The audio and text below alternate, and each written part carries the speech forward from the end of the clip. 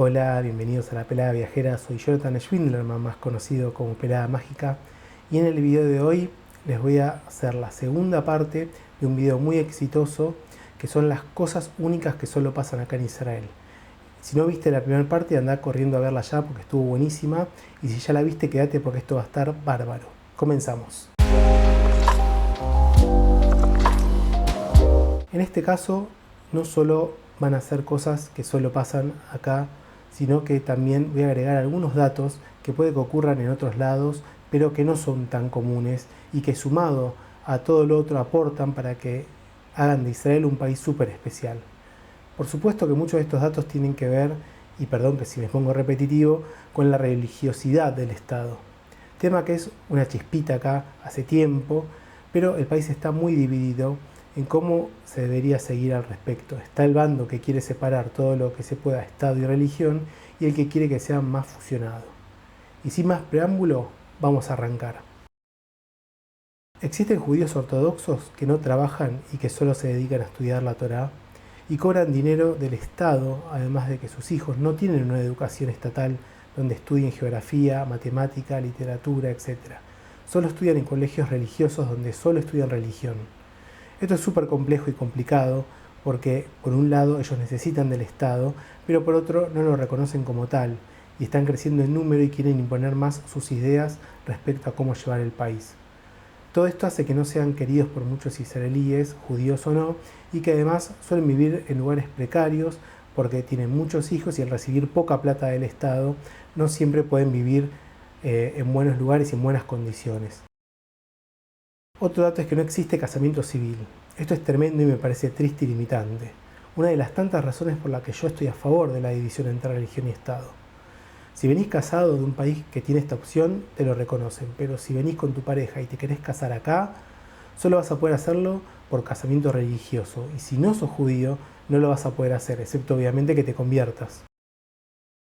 Otro dato más, Israel no tiene constitución, es una república parlamentaria. Y esto es muy problemático, hace años que se habla y se discute sobre hacer una constitución, pero es súper complejo. Solo le voy a dar datos, no voy a opinar porque es un tema muy sensible.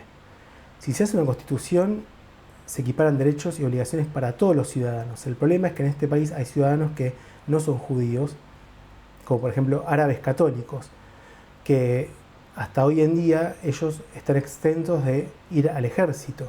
Entonces, ¿qué pasa si la Constitución dice que todos los ciudadanos tienen que ir al ejército? ¿Qué va a pasar con ellos? ¿Qué va a pasar? ¿Cómo definís quién es judío, quién es católico por ley civil? Es súper complicado. Además de esto, hay otros conflictos. Por ejemplo, hay asentamientos muy grandes de beduinos por todo el desierto, que se asientan con sus familias, van creciendo y generan poblados chicos o ciudades chicas. Y para el Estado es súper difícil reconocerlas como ciudades, porque en muchos casos no pueden llegar a tener luz, agua, escuelas, pero en algunos casos sí lograron reconocer algunas, pero son tantos asentamientos que no pueden con todos y es súper complicado. Y no lo pueden hacer en cualquier lugar tampoco.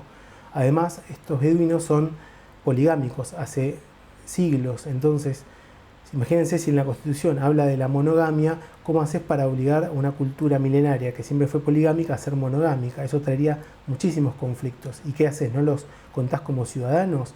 ¿Los echás? Es súper complejo. Ahora, aunque sea complejo, hay que tratar de romperse el coco para solucionarlo, porque el problema es que las leyes, si no hay constitución, son un lío también.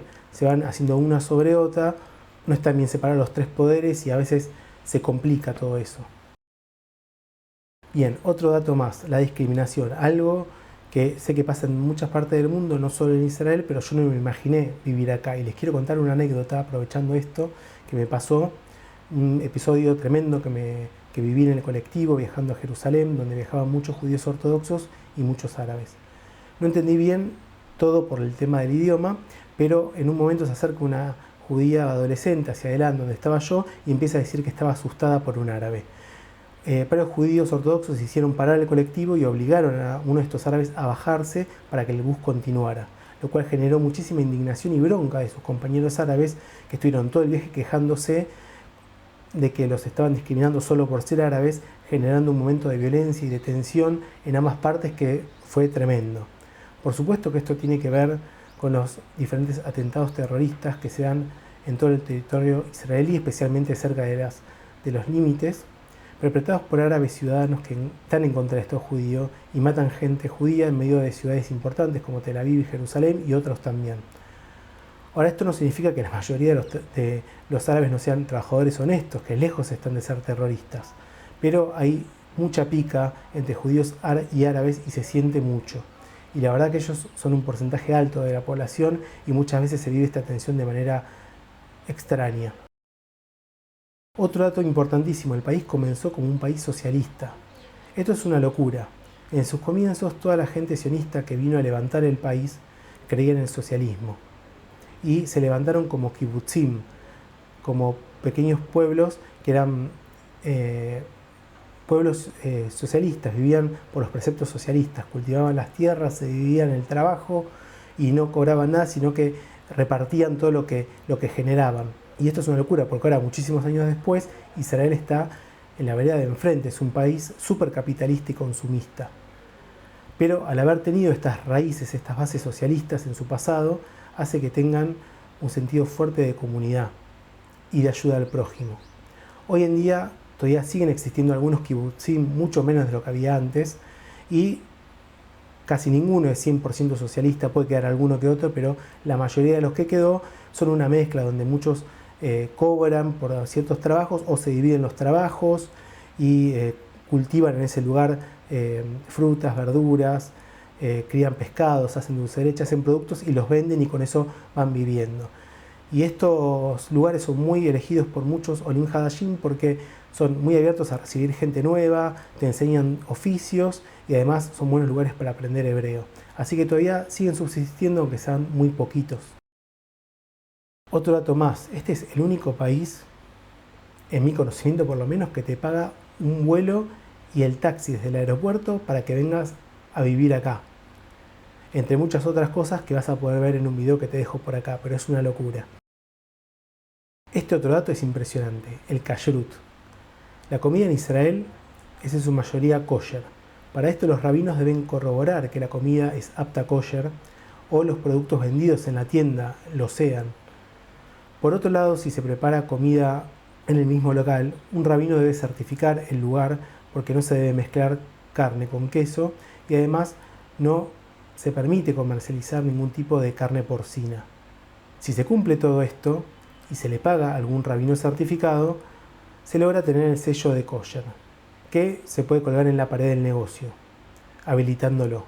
Si un local no le quiere pagar al rabino, porque la verdad que es carísimo esto, puede poner en la pared que es kosher por voluntad. Y la gente debe confiar en que es así. Pero además, para hacer kosher, el lugar debe cerrar en Shabbat, o sea, los viernes por la tarde y los sábados. Y los productos industrializados que se comercializan en Israel también en su mayoría son aptos kosher.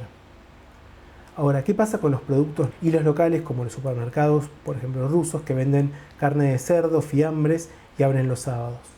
Bueno, ellos por supuesto que no son kosher, lo dicen en su puerta y en general no tienen problemas. O sea, el único problema que pueden tener es potencialmente los clientes que puedes perder o ganar. ¿Por qué digo esto? Porque hay muchísimos israelíes que respetan el kashrut, sean ortodoxos o no, y no van a ir a estos lugares a comprar. Pero también es cierto que hay un montón de judíos y no judíos que no respetan el kashrut, como rusos o argentinos que comen fiambres de cerdo y eligen muchas veces comprar en estos lugares. Sí nos contaron que en ciertas fiestas como Pesaj, que no se puede comer harinas, muchos de estos lugares siguen vendiendo productos con harina como pan y en teoría tienen que pagar una multa por esto, pero muchas veces no pierden plata porque son los únicos lugares que venden harina, entonces pagan la multa pero a la vez venden un montón. Bien, otro dato más, los adolescentes del ejército, tanto uniformados como de civil, que llevan armas largas como ametralladoras en todos lados. Esto es loquísimo porque vas viajando en el colectivo, en los trenes y ves militares con traje o de civil con armas largas. ¿Por qué? Porque aunque estén de civil, ellos nunca pueden dejar su arma en ningún lado, entonces lo tienen que llevar siempre encima. Entonces puedes ir por la calle, puedes ir a la playa, puedes estar viajando en colectivo y vas a ver muchísimos de estos adolescentes con estas armas largas al lado tuyo y la verdad que es algo que es difícil de acostumbrarte porque sinceramente es tremendo ver tantas armas y en manos de adolescentes y de civiles. Así que, pero bueno, es algo que acá es normal y va a haber que acostumbrarse porque así es la vida del israelí, un país que está en guerra constantemente. Esto es todo por este video, espero que les haya gustado. Por favor no se olviden de poner un me gusta, de comentar en la caja de comentarios, de suscribirse al canal y compartirlo con la gente amiga para que lo sigan viendo. Síganme en las redes sociales y nosotros nos estamos viendo en el próximo video.